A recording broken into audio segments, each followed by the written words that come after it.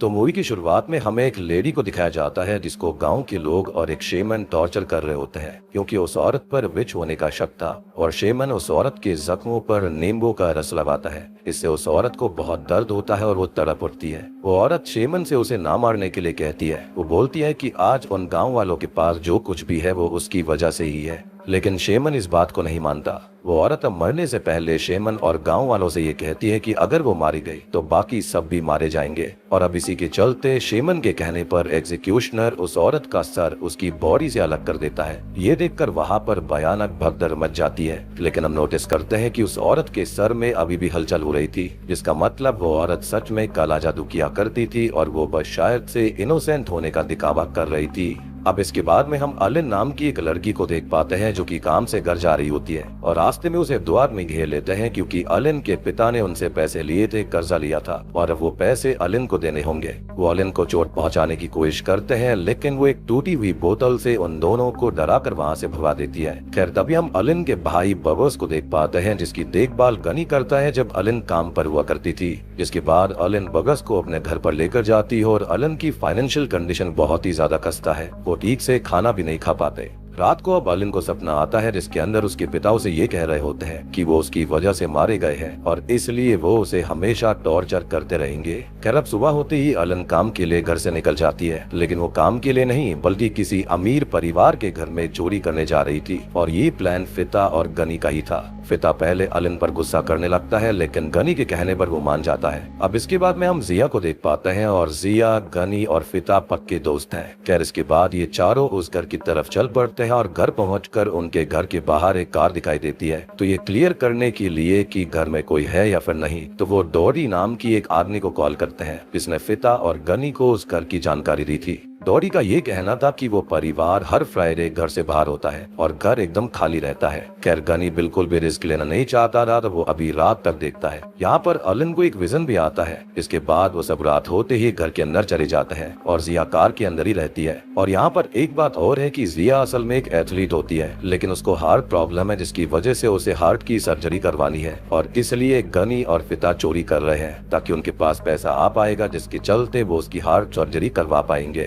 अब जिया तो बाहर रुकी हुई थी, लेकिन अलिन, गनी और फिता घर के अंदर एंटर करते हैं, जहाँ पर फिता तो ऊपर चला जाता है लेकिन गनी और अलिन नीचे ही कुछ कीमती चीज ढूंढने लगते हैं और उनका रूल ये था कि जो भी सामान मिले उसमें से थोड़ा ही उठाना है ताकि किसी को पता भी ना चले और चोरी भी हो जाए। खैर अलिन और गनी भी अलग हो जाते हैं और गनी को एक्सपेंसिव वॉचेस मिलती है और अलिन को एमरल्ड की बैंगल्स और रिंग्स मिल जाती हैं और फिता को सोने के सिक्के मिलते हैं, लेकिन वो सभी को उठाने लगते हैं। वहीं पर गनी को कबर्ड के अंदर पैसे मिल जाते हैं और वो पैसे उठाने लगता है और जैसे ही वो थोड़ा पीछे चेक करता है तो उसे वहाँ पर कुछ अजीब सा फील होता है। देखने पर उसे वहाँ पर किसी का कटा हुआ सर दिखता है और ये देखकर वो बहुत डर जाता है, लेकिन अगले ही पल वहाँ पर बस पैसे थे। उधर अलिन के मन में लालच आ जाता है और वो सारी बैंगल्स और रिंग्स को ले लेती है और तभी उसे वहाँ पर बगस दिखाई देता है और वो उसका पीछा करने लगती है और गनी भी अलिन के पास पहुँच जाता है। अलिन कहती है कि उसने नीचे बबस को जाते देखा था, लेकिन नीचे से बहुत ही गंदी बदबू आ रही थी।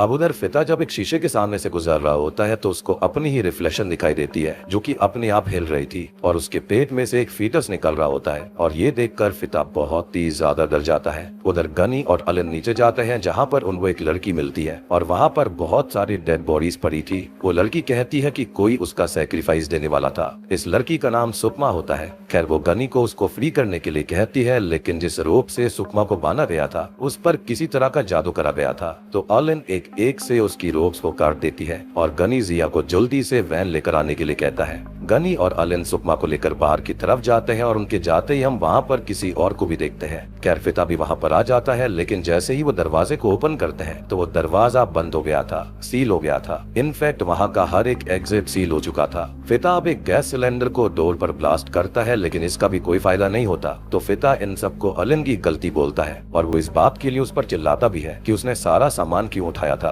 तो वो ये कहती है कि वो ये आखिरी बार करने वाली थी, यानी कि उसका आगे और चोरी करने का इरादा नहीं था। यानी कि होता है ना कि एक बार मोटा हाथ मार लेते हैं उसके बाद कुछ नहीं करेंगे, बिल्कुल सेम वही बात थी। खैर अब गनी फिता को चुप करा देता है और यहाँ से वो दो टीम्स में बंटकर बाहर जाने का रास्ता ढूंढने लगते हैं। यानी कि फिता और अलिन एक साथ थे, दूसरी तरफ गनी और सुकमा एक साथ। फिता गनी को जाने से पहले एक चाकू देकर जाता है। खैर फिता और अलिन को एक परिवार वाला ट्री मिलता है जिसके अंदर सुकमा का फैमिली ट्री था, जिसमें वही औरत भी थी जिसे हमने मूवी की शुरुआत में देखा था, जिसको खत्म कर दिया गया था, जिसका नाम असल में सुदर्शमी होता है।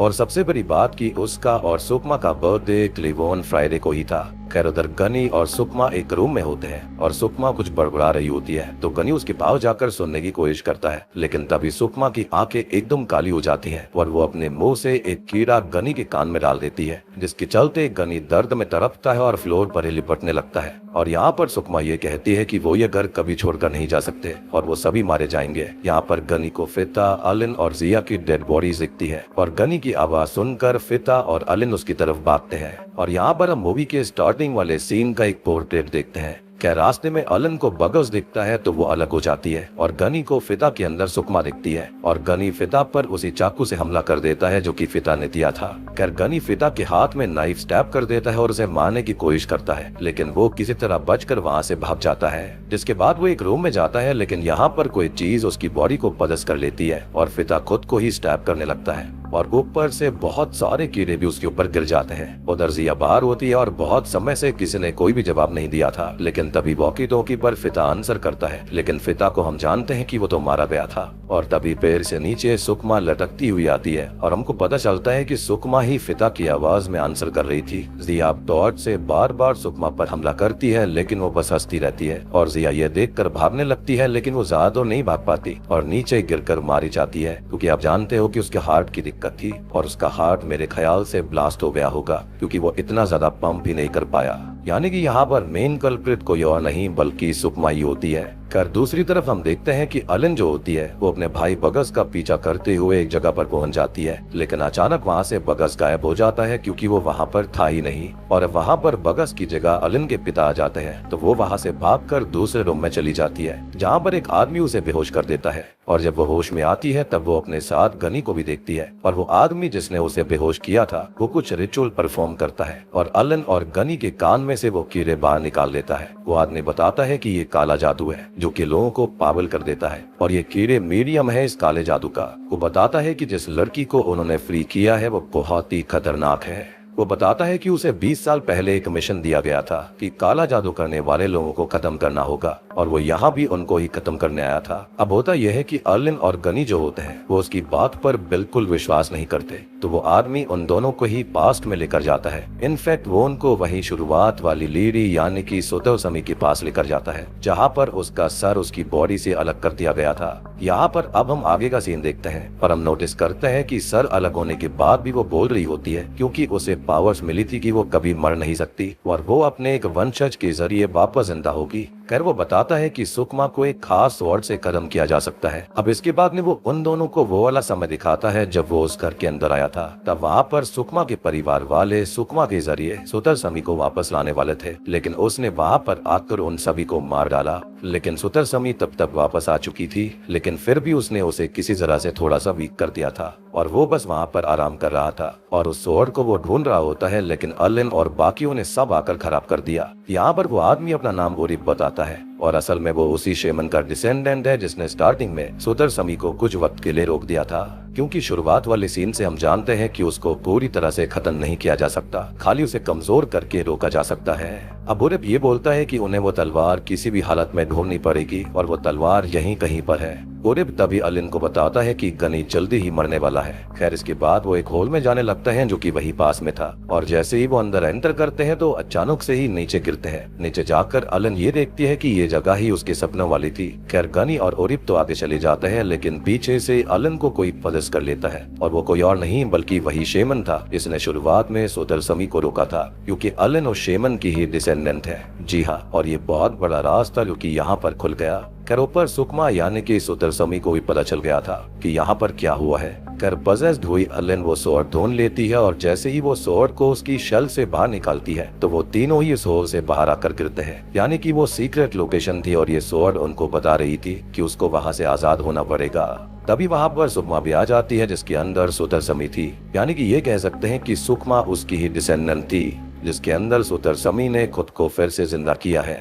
अब तभी उरिप वहां पर आता है और वो सुकमा को उसी रूम के अंदर ट्रैप कर देता है। अब वो अलिन और गनी को भागने के लिए बोलता है। अब थोड़ा सा बाहर जाने पर गनी को जिया मरी हुई मिलती है। उधर सुकमा उरिप के हाथ को उसकी बॉडी से अलग कर देती है, जो कि काफी ब्रूटल था। उसके बाद में वो सारी डेड बॉडीज को भी जिंदा कर देती है, यानी कि वो सारे लोग ज़ॉम्बीज बन गए थे। जिसके बाद वो उनको गनी और अलिन के पीछे लगा देती है। गनी अब अलिन को बाहर भेज देता है और डेड बॉडी से लड़ने के बाद वो जिया को लेकर बाहर जाने लगता है, लेकिन डेड फिता फिर से जिंदा होकर वहां पर आकर गनी पर हमला कर देता है। तो अलिन वहां से जाने लगती है, लेकिन तभी उसके वैन के सामने सुकमा आ जाती है। तो अलिन वैन को सीधा ही उसके अंदर ठोक देती है और उसको जाकर पैर में दबा देती है। जिसके बाद वो वापस आकर गनी को बचाने की कोशिश करती है, लेकिन तब तक वो भी सुकमा की पजेस्ड हुई डेड बॉडी आर्मी में शामिल हो गया था। और उरिप ने पहले भी कहा था कि गनी यहाँ पर खत्म होने वाला है। तभी हम नोटिस करते हैं कि जो सुकमा के अंदर सुतरसमी वाली विच होती है वो बहुत ही ज्यादा ताकतवर थी। वो खुद को आजाद करके अलिन के ऊपर हमला करने आती है, लेकिन अलिन के पास वो तलवार थी।